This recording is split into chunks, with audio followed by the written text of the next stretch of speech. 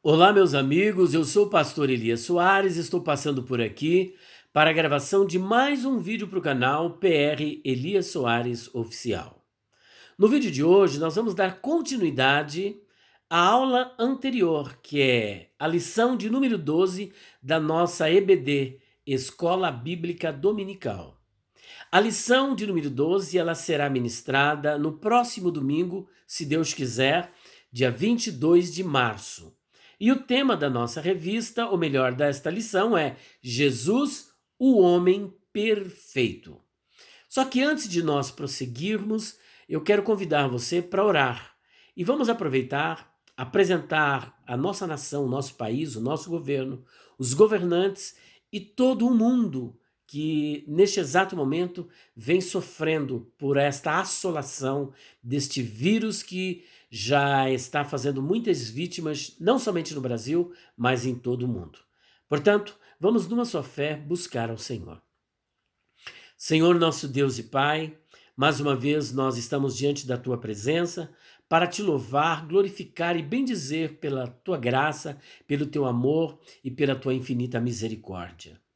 Senhor, pedimos a Tua unção sobre nós, que o Senhor venha nos guardar, nos proteger desse ataque deste inimigo invisível, este vírus, Senhor, que tem assolado a nossa nação e muito mais os países, esses países da Europa. Tenha misericórdia, Pai, todos os países que estão sendo acometidos, assolados, tenha misericórdia de todo o povo, dos governos, que eles possam ter estratégias para poder conter o ataque deste vírus. E que toda a seta do maligno, toda a ação do mundo espiritual, essa guerra invisível, meu Pai, tem misericórdia, que caia por terra em nome do Senhor Jesus. Abençoa o nosso país, o Brasil. Abençoa a tua igreja, Senhor, aqui no Brasil e no mundo. Abençoa, Senhor, os nossos governos, nosso presidente. Abençoa, Senhor, todas as pessoas que o assessoram. Tenha misericórdia. Abençoa o meu lar, os lares, a vida do teu povo sobre a face da terra. Senhor, que esta seja uma oportunidade para buscarmos mais a ti, para também falarmos da tua palavra ao mundo, em nome do Senhor Jesus Cristo. Amém.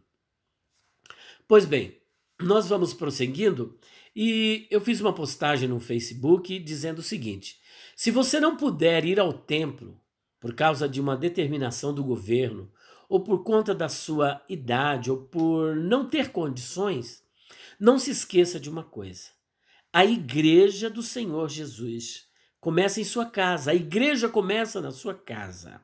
Na sua casa começa a igreja, até porque nós somos a igreja e nós começamos em casa. Portanto, reúna com a sua esposa, com seus filhos, parentes ou amigos e busque a Deus. Esta é a oportunidade de orarmos, de estarmos buscando ao Senhor em favor das nossas vidas, das nossas famílias e em favor da nossa nação e do mundo todo. Porque neste exato momento, como cristãos, devemos nos apresentar como intercessores, como sacerdotes, para que o Senhor tenha misericórdia do nosso país e do mundo todo. E que, apesar de toda a tragédia, todas as coisas contribuem juntamente para o bem daqueles que amam a Deus. Deus permitiu que tudo isso estivesse acontecendo. Nós podemos aproveitar também para pregar o evangelho, porque é uma oportunidade neste momento mostrar que Jesus é o Senhor. Portanto, está aí esta proposta. Nós vamos agora prosseguirmos nesta lição. Vamos prosseguir nesta lição. Bom, o tema é Jesus, o homem perfeito. Como a primeira palavra ou substantivo que aparece, substantivo próprio que aparece, é o nome Jesus, é conveniente que nós comecemos pelo nome de Jesus, né? E para ser sincero, Deus tocou no meu coração para falarmos sobre este nome, porque uma vez que vamos falar sobre Jesus, o homem perfeito, o nome do Filho de Deus. Qual é o verdadeiro nome do Filho de Deus? Existem muitos questionamentos. Alguns dizem que Jesus é o nome do Deus cavalo, que Jesus é um nome pagão, que esse nome não deve ser pronunciado. Então, muitas pessoas, com certeza, rejeitarão até mesmo a lição por conta do nome. Mas será que estas acusações, elas são realmente sustentáveis? Elas têm respaldo bíblico? Realmente é isso que eles estão dizendo acerca do nome de Jesus? Vamos ver? Bom, é importante, antes de tudo, saber que o nome do Filho de Deus é Jesus, pois lhe foi dado o nome que está acima de todo o nome, para que ao nome de Jesus se dobre todo o joelho dos que estão na terra e debaixo da terra, e toda língua confesse que Jesus Cristo é o Senhor, para a glória de Deus Pai. Então veja que Filipenses capítulo 2, versículos 9 a 11, dá ênfase ao nome de Jesus. E fora isso, quando o anjo Gabriel, ele se manifestou ali para Maria, o que ele disse ali no capítulo 1, versículo 18 até o 23? Que o nome dele seria Jesus, porque ele salvaria o seu povo dos seus pecados. Agora, veja bem, lá em Atos dos Apóstolos, capítulo 4, versículo de número 12, nós lemos também algo muito interessante. Capítulo 4, versículo 12, 11 e 12, olha, está escrito assim: ele é a pedra que foi rejeitada por vós, os edificadores. Aqui eles estão falando de Jesus, conforme está no versículo 10. Olha, seja conhecido de vós todos e de todo o povo de Israel, que em nome de Jesus Cristo, o Nazareno, aquele a quem vós crucificastes e a quem Deus ressuscitou dos mortos, em nome desse é que são diante de vós. Ele é a pedra que foi rejeitada por vós, os edificadores, a qual foi posta por cabeça de esquina. E em nenhum outro há salvação. Ou seja, não há outro nome. Porque também debaixo do céu nenhum outro nome há, dado entre os homens pelo qual devamos ser salvos. Não há outro nome. É Jesus. Tá certo? Então os que fazem esse tipo de acusação dizem, primeiro, que esse nome é um nome pagão. Segundo, que esse nome é o nome do Deus Cavalo. Terceiro, que este nome ele não deve ser pronunciado, porque são N razões que eles apresentam para rejeitar o nome do Senhor Jesus Cristo. Mas é importante que nós venhamos analisar linguisticamente, culturalmente, se isto procede, se há realmente uma procedência. E outra, eles dizem também que a Bíblia foi escrita em hebraico, que o texto de Mateus, por exemplo, foi escrito em hebraico ou aramaico e não em grego. Então existem três acusações. Mateus foi escrito em hebraico e não em grego. Esse nome é o nome do Deus Cavalo. O nome de Jesus é um nome hebraico e não judeu e não pode ser traduzido. Então vamos trabalhar algumas dessas questões. Primeira acusação, que este nome ele tem que ser em hebraico porque a Bíblia foi escrita o Novo Testamento foi escrito em hebraico. Bom, em primeiro lugar, quero dizer para vocês o seguinte, que dos mais de 5.840 manuscritos, mais de 5.800 manuscritos, nenhum só foi encontrado o livro de Mateus, o Evangelho de Mateus, segundo Mateus, escrito na língua hebraica. Porque o Novo Testamento é conhecido em hebraico como Brit Hadashah. Brit Hadashah significa nova aliança. E não existe nenhum manuscrito antigo, confiável. Então todos eles que estão fazendo esse tipo de acusação, estão fazendo acusação sem fundamento. Aí uma outra acusação, porque a Igreja Católica mudou a Bíblia. Ora, para eles poderem mudar a Bíblia, o Novo Testamento, e tirar o nome de hebraico ou aramaico e colocar o nome grego, eles precisariam ser, no mínimo, onipresentes, oniscientes, porque são mais de 5.800 manuscritos que foram encontrados em lugares diferentes, em épocas diferentes. E até porque a Igreja Católica, ela mantinha sob 7 chaves um manuscrito conhecido como Codex o Codex Vaticanus, que era o manuscrito mais antigo do 3º século. Mas foram encontrados outros manuscritos, e vale salientar que já no 2º século, Tertuliano faz alusão a um texto, um manuscrito que condiz com a boa parte dos manuscritos com o texto majoritário. Então veja que essa acusação não tem fundamento, porque foram encontrados manuscritos em vários lugares. Eles tinham o Códex Vaticano, mas depois foi encontrado o Códex Sinaítico, o Códex Alexandrinos e muitos outros códex. E espalhados, isso só no idioma grego, fora os outros idiomas. Mas em hebraico, até hoje, um manuscrito antigo não foi encontrado alusivo ao Novo Testamento e ao Evangelho segundo escreveu Mateus. O que temos hoje da Brit Hadashah, da tradução do Novo Testamento, que o que encontramos hoje em hebraico, é tradução. A Brit Hadashah é uma tradução. Portanto, este argumento não se sustenta. Segundo argumento, o nome do Filho de Deus, o nome Jesus é o nome do Deus cavalo. Quando eles dizem isso, por quê? Porque eles fazem uma deturpação linguística e etimológica. Porque, veja bem, o nome em hebraico Ie, forma reduzida de Yehová, é o nome hebraico de Deus. E Sus, em hebraico, significa cavalo. Aí olha o que eles fazem. Eles pegam Ie, Sus, como se Jesus fosse hebraico. E faz essa fusão Ie, Deus, Sus, cavalo, e diz, olha aí, é o nome do Deus cavalo. Só que o nome Jesus não é hebraico, é grego. É um nome grego. E cavalo em grego é ripos. Ripos é cavalo. Veja bem. E Deus, Theos. Então, não tem nada a ver com essa mistureba, com essa, como que eu posso dizer, essa bagunça linguística que eles fazem. Tá entendendo? Portanto, o nome Jesus não é hebraico. Esse nome é um nome grego. Portanto, mais um argumento que cai por terra. O nome pode ser traduzido? Aí eles vêm com outra história. Ah, mas o nome não pode ser traduzido, porque o nome do Filho de Deus é Yeshua. Então tem que ser chamado de Yeshua. Aí Alshua e Alshua olha, são tantas criatividades. Cada dia eles inventam. Há pouco tempo atrás, teve um que queria, então, como que eu posso dizer assim? Me discipular, diríamos assim, acerca deste nome. Falou, não, você sabia que você está errado pronunciar o nome de Jesus? O nome dele é Yeshua. Pouco tempo depois, não, o nome dele é Yehoshua. Pouco tempo depois, o nome dele é Yahshua. E depois, Yahuwah. Meu Deus. Aí você vai cair nessa paranoia. Então você vai mudando, igual o camaleão. Aí vão descobrindo outra coisa, já não é. Mas até há pouco tempo não era só Yeshua?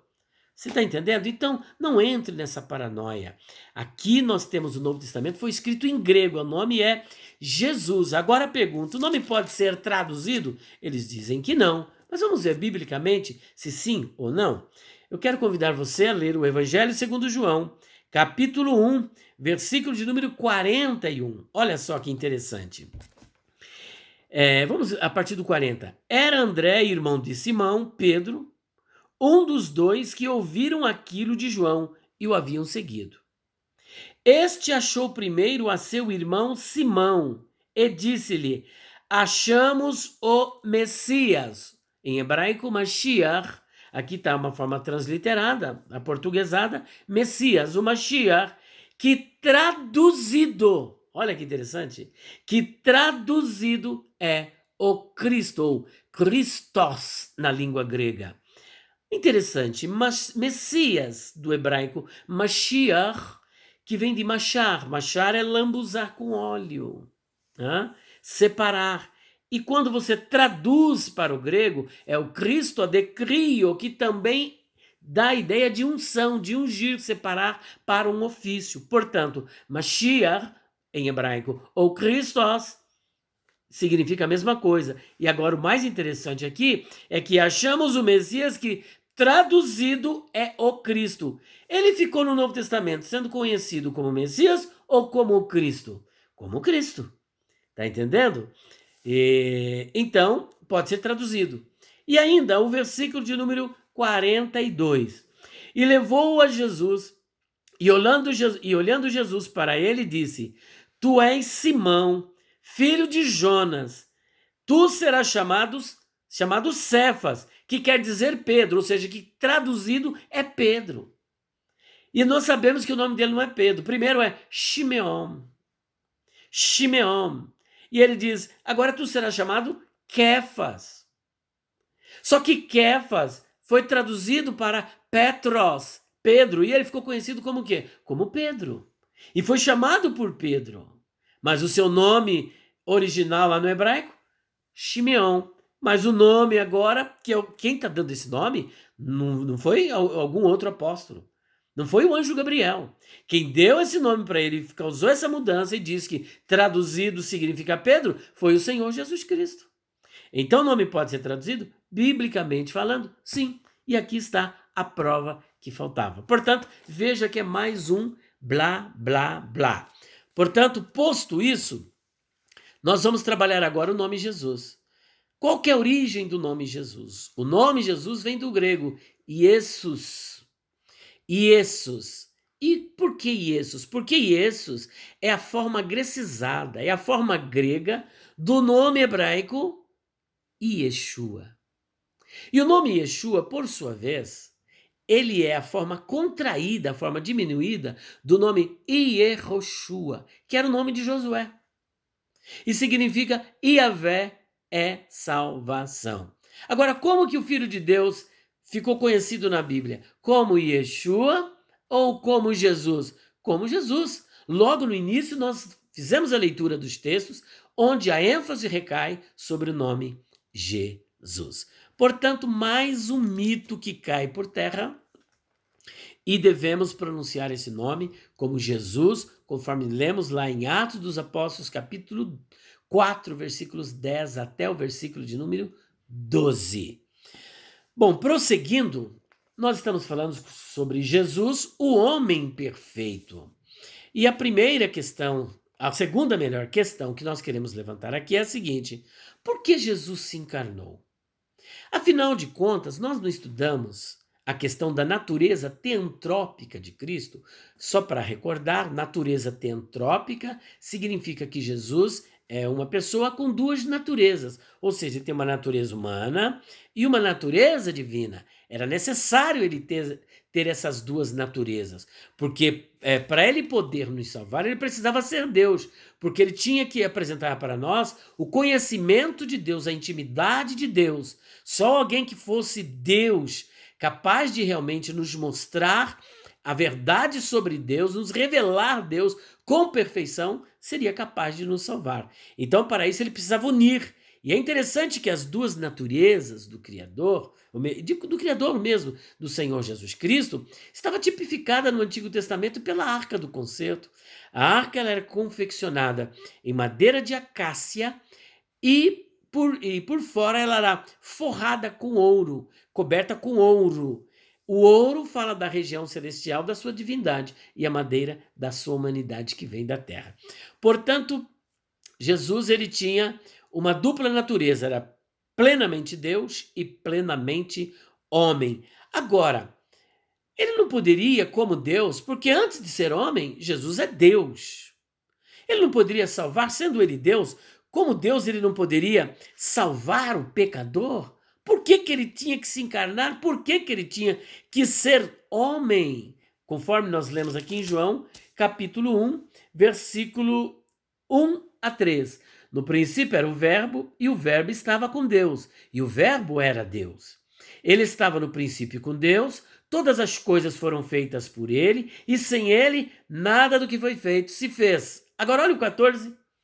E o verbo se fez carne, e habitou entre nós, e vimos a sua glória, como a glória do unigênito do Pai, cheio de graça e de verdade. Ora, como Deus ele não poderia salvar? A salvação pertence a Deus. Mas acontece que tem um probleminha de dívida entre nós e Deus. Por que ele teria que ser homem? A Bíblia responde. Nós vamos para Hebreus capítulo 2, versículos de número 14 até o versículo de número 17. A resposta está aqui. Está escrito assim, olha. E visto como os filhos participam da carne e do sangue, também ele participou das mesmas coisas. Por quê? Para que, pela morte, aniquilasse o que tinha o império da morte. Deus não pode morrer. Como Deus não pode morrer, então ele tinha que se encarnar, tinha que ser homem, para que por sua morte ele pudesse então destruir, no sentido de dominar por completo todo o poder do maligno, vencer o maligno por completo, aquele que tinha o poder da morte, aniquilasse o que tinha o império da morte, isto é, o diabo, e livrasse todos os que com medo da morte estavam por toda a vida sujeitos à servidão. Porque, na verdade, ele não tomou os anjos, mas tomou a descendência de Abraão, pelo que convinha que em tudo fosse semelhante aos irmãos, para ser misericordioso e fiel sumo sacerdote naquilo que é de Deus, para expiar os pecados do povo. Está aqui a resposta óbvia e ululante. Havia uma dívida. Veja que Adão, ele pecou. Como homem, ele pecou. E era necessário que aquele que fosse nos resgatar dos nossos pecados, pagar a dívida que havia com Deus. Jesus não pagou a dívida para o diabo. Tem um pessoal aí que diz que Jesus pagou a dívida para o diabo. E ele foi lá no inferno e sofreu, levou umas bordoadas, apanhou, foi ali vilipendiado, humilhado lá no inferno para pagar a nossa dívida para o diabo. Ninguém devia nada para o diabo, não. A nossa dívida era com Deus. Nós precisávamos ser justificados com Deus. Justificados, pois pela fé temos paz com Deus, não é paz com o diabo. Porque se era para pagar para o diabo, então a paz era com o diabo, mas a nossa paz é com Deus. Ele nos justificou, e veja que Deus é justo e justificador de todo aquele que crê, porque é o enigma de Deus a doutrina da justificação, porque nós éramos culpados e Deus absolve o culpado e condena o inocente, que é o Senhor Jesus Cristo, porque ele morreu no nosso lugar. As nossas dívidas foram pagas em Cristo Jesus para Deus. Nós éramos inimigos de Deus, inimigos da cruz. A nossa dívida era para com Deus. E é por isso que o texto bíblico diz, se eu não me engano, parece que é Romanos 5:8, que a Bíblia diz que Deus dá prova do seu amor para conosco em que Cristo morreu por nós, sendo nós ainda pecadores, mas não só isso. A Bíblia diz que Deus estava em Cristo reconciliando o mundo consigo mesmo. Veja só, e ele nos deu o ministério da reconciliação. Parece-me que é 2 aos Coríntios, capítulo 5, deixa eu ver se é isso mesmo. Capítulo 5, é isso aí, versículo 19. 18 e 19. E tudo isso provém de Deus, que nos reconciliou consigo mesmo por Jesus Cristo e nos deu o ministério da reconciliação. Isto é, Deus estava em Cristo reconciliando consigo o mundo, não lhes imputando os seus pecados, e pôs em nós a palavra de reconciliação. Portanto, era necessário Jesus se encarnar primeiro por essa razão. Existem várias, talvez não vai dar tempo de nós apresentarmos todas as razões. A primeira, por quê? Então, as respostas eu quero aqui apresentar. Então, vejam bem que foi lá na cruz que os nossos pecados foram perdoados. Então, a segunda razão por que Jesus tinha que se fazer carne, a primeira foi como Deus ele poderia salvar o pecador? Poderia salvar, mas ele precisou se fazer carne para pagar os nossos pecados. Porque veja bem, que não foi anjo que ele resgatou, mas homens, para pagar os nossos pecados. Por um homem, a Bíblia diz que entrou o pecado no mundo, e pelo pecado veio a morte. Mas a Bíblia diz que onde abundou o pecado, superabundou a graça.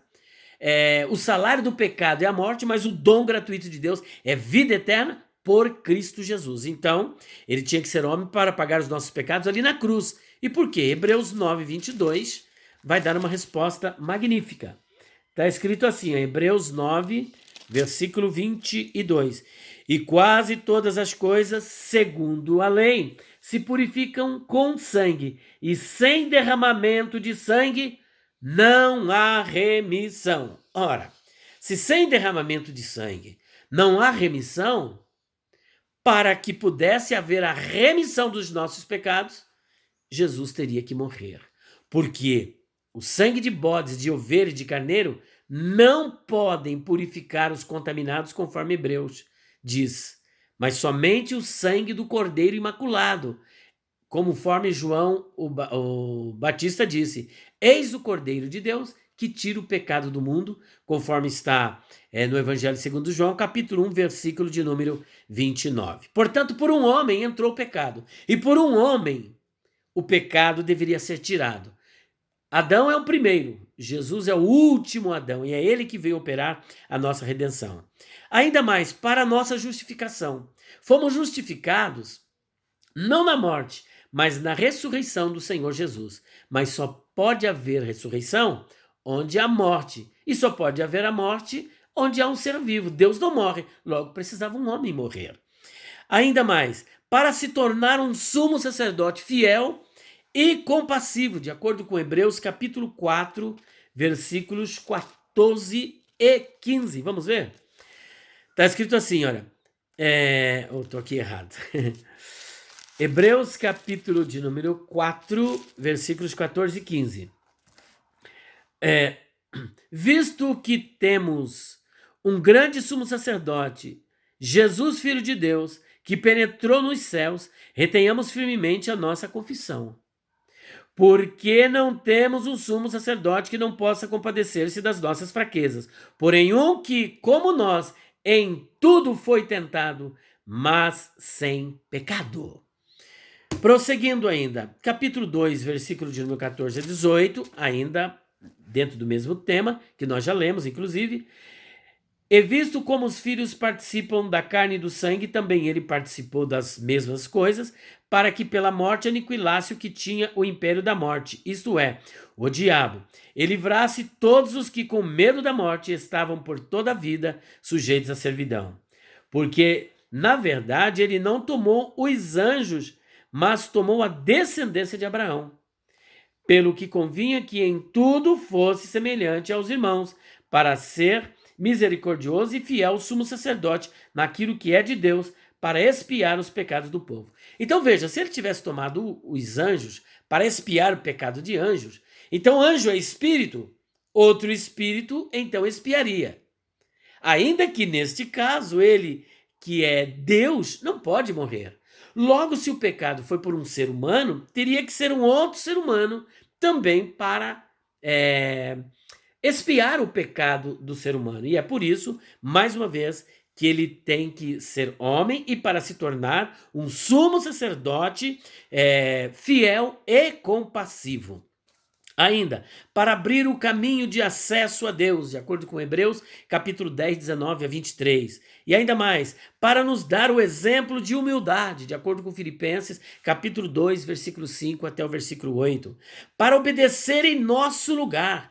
Adão, lá no paraíso, tinha tudo para não pecar e pecou, desobedeceu. Jesus, no deserto, tinha tudo para errar, mas ele obedeceu. Então, ele nos dá um exemplo de obediência. Então, para obedecer, e ele obedeceu no nosso lugar. Jesus era o nosso representante, de acordo com Romanos capítulo 5, 18 e 19. Vamos ler, eu estou aqui dando uma corridinha para ver se dá tempo de apresentarmos todos os textos. 18 e 19. Veja o que está escrito aqui. Porque como pela desobediência de um só homem, muitos foram feitos pecadores, assim pela obediência de um, muitos serão feitos justos. Ainda continuando, para ser um sacrifício substitutivo, de acordo com Hebreus capítulo 2, 16 e 17. E ainda, para ser nosso único mediador entre Deus e os homens, porque alguém tinha que fazer a mediação. E Jesus é o nosso único mediador. Não tem medianeira, tem mediador. E esse mediador chama-se Jesus Cristo. Você vai ler em 1 Timóteo capítulo 2, versículo de número 5. E ainda mais. Agora, outra questão. Por que ele foi concebido de modo sobrenatural? Ora, se ele não fosse concebido de modo sobrenatural, ele seria um pecador como qualquer outro. Como qualquer outro. E como é que ele poderia tirar pecado? Portanto, foi necessário ele nascer de modo sobrenatural, conforme está em Mateus 1,18 e Lucas 1, 30 a 35. Ainda mais, Jesus é Deus ou uma criatura de Deus? porque ele é perfeito. Jesus é Deus, plenamente homem, mas plenamente Deus. Colossenses 2:9 diz que em Cristo habita, porque nele habita corporalmente toda a plenitude da divindade. Depois você pode ler Colossenses 1:15-16, João capítulo 1:1-3. Outra questão, se Jesus é Deus, por que ele não sabia quando voltaria? Quando ele disse isso, lá em Mateus capítulo 24, é porque ele estava numa condição humana, e ele falou como homem. Como homem, ele não sabia, ele não era onipresente como homem. Ele é ou melhor, onisciente como homem, onisciente como Deus. E ali ele está falando como um homem e não como Deus. Ainda mais, ao se encarnar, ele deixou de ser Deus? Jamais. O processo da encarnação não tirou a sua divindade. Que a pergunta é, antes de se tornar carne, ele era Deus? Sim. João capítulo 1, versículo 1-3, diz que no princípio ele era o verbo e o verbo estava com Deus e o verbo era Deus. E como Deus, ele também goza de todos os atributos da divindade. Onisciência, onipresença, onipotência, eternidade, transcendência. Portanto, o fato dele se tornar carne não significa que ele anulou, que ele cancelou. É a teoria quenótica, em que ele se esvaziou dos seus atributos? Não, ele se esvaziou da sua glória. Ele deixou a sua glória e veio nos dar um exemplo de humildade e se tornando semelhante a nós. Ainda mais, Jesus abriu mão dos seus atributos divinos? Jamais. Filipenses 2:5-8 mostra que ele abriu mão da sua glória e não da sua divindade e não dos seus atributos. Quem morreu na cruz? Jesus Deus ou Jesus homem? Ora, Deus pode morrer? Lá em 1 Timóteo capítulo 6, versículo 16, diz que Deus é imortal, ele não pode morrer. E a imortalidade de Deus é uma imortalidade essencial, de modo que ele não pode morrer. Como ele agia na terra? Como Deus ou como homem? Mais como homem, mas há momentos em que ele agiu como Deus. Por exemplo, perdoando pecados. O homem não perdoa pecado no sentido do pecado original, mas Jesus, ele pode perdoar. E nem se você cometeu ali um adultério ou qualquer outro pecado, você não tem como perdoar, a não ser aquilo que a pessoa fez contra você. Mas Jesus tem essa autoridade e ele perdoou. Ainda, como Jesus estava no céu? Como Deus... Como ele está no céu? Como Deus ou como homem? Ele está como Deus homem. Plenamente Deus e plenamente homem. Leia depois João 20, 25-27, Lucas 24:39, Atos capítulo 1, versículo 11 e o 7:56. E para concluirmos, ele se tornou carne para ser o padrão de nosso corpo redimido, conforme 1 Coríntios 15:23. E por último, para ser um sacrifício substitutivo. Se ele não fosse homem, como poderia morrer em nosso lugar? E ainda mais, para se tornar o padrão daquilo que seremos, porque nós também teremos um corpo glorificado, de acordo com 1 Coríntios capítulo 15, versículo 20 e versículo 23.